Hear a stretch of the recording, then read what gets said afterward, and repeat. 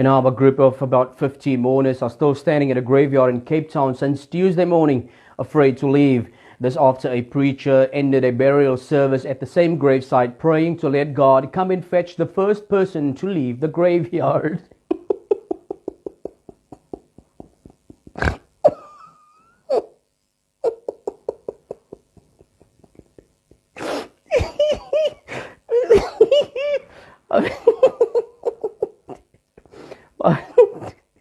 My humble apologies.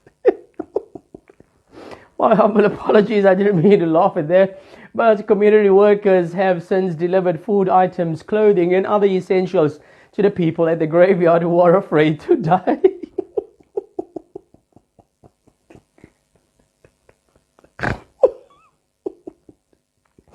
Imagine having to stand at a graveyard for about 2-3 days just because you're afraid you're gonna lose your life.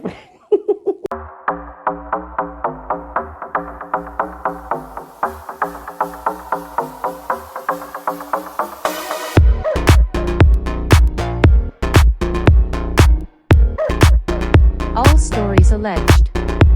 For gossip and entertainment only. Let's get started. When I first saw it, I was like, where is this going?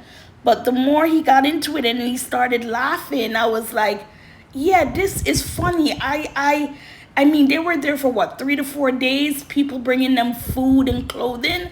Why? Because your pastor said that if you leave, then you'll be the next to die.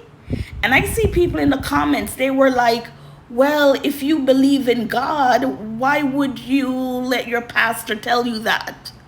To the point where you're so deathly afraid that, you're going to stay there. No one knows when it's your time to go. Nobody knows. And the only person who knows, if you do believe, is the higher power, which is God or Allah, whatever you call him. But your pastor standing there, with his robe on, or whatever, the shawl, whatever they wear, telling you that if you leave. And then I can only assume that other people were there, they left, and so far we haven't heard of anyone dying because the pastor told him if you leave, then you're gonna die. And what pastor would do that? It would be nice to see more of a content. Exactly. You have some of these videos where they don't even give you the completion of the video, and then you're left on your own trying to figure out what exactly. But yeah, this is a story that was going around, and I said, let me share it with you guys.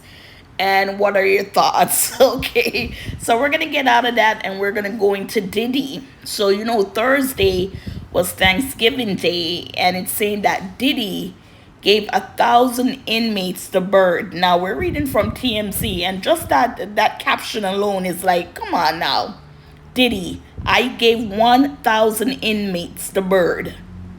And we know what that means besides turkey, you know what I'm saying? So it says, Sean Combs' fellow inmates were expecting a bleak Thanksgiving, but that all changed with a well-organized and well-funded plan by SC himself. Diddy, through his reps, tell TMZ he worked with an internal group called Bankroll Bosses. He and others bought food from the commissary, spent 2 days preparing it, and distributed it to every housing unit at Fort Dix. Diddy told us, Thanksgiving to me is about making sure other people eat. Everybody misses their family. People get depressed during the holidays. We just wanted to come together as a family and do our own thing. Prisons typically do a bare bones Thanksgiving, running a minimal in and out service. B.I., a former gang leader who helped organize the initiative, says, we cook the food and send it to all the buildings. Enough for about 200 people each building. It took 2 days to prep everything. There are obstacles, no stoves, microwaves, and the inmates preparing the food use ID cards for cutting. Lord have mercy. As for the menu from the prison itself, turkey roast with trimmings, mashed potato, corn, and dessert. Combs seems to be acclimating. There's a lot of misinterpretations about prison. There is a strong brotherhood. We all look out for each other. It's nothing but a positive thing, adding, it's like a little bit of home in a dark place. Diddy entered Fort Dixon, New Jersey, October 30th to serve out his 50-month sentence for violating the Mann Act. So, gossipers, what are your thoughts? I mean, it took them 2 days to prepare. I'm wondering, couldn't Diddy have like a catering service?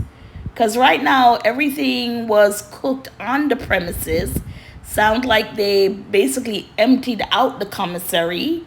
And this says it's an internal group, right, called Bankroll Bosses. But why couldn't the cooks at the prison make the Thanksgiving dinner? That's where I'm kind of confused at. Is if they did this, so what were the cooks' job to make Thanksgiving dinner? How were the inmates supposed to eat? Didn't they do Thanksgiving dinner? So, somebody, if you read the article or know what's going on, let me know. But it was a nice gesture of him and the BI. The BI is he was a former gang leader who organized the initiative. But again, and dinner looked good. It looked very good. They had what?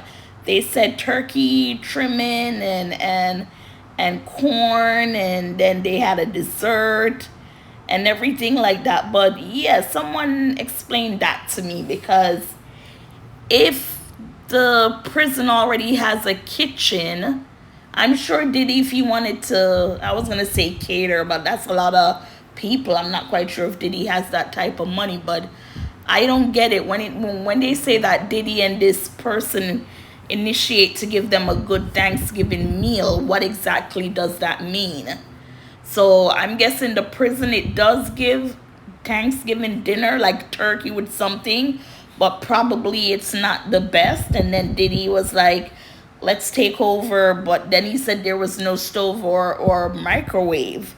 So how were they able to prepare if there were no stove or microwave? And again, why isn't the cafeteria staff doing the cooking? But other than that, if it's something that, it was more, not advanced, but, they served up a little bit more than what the prison would have, then, good to them.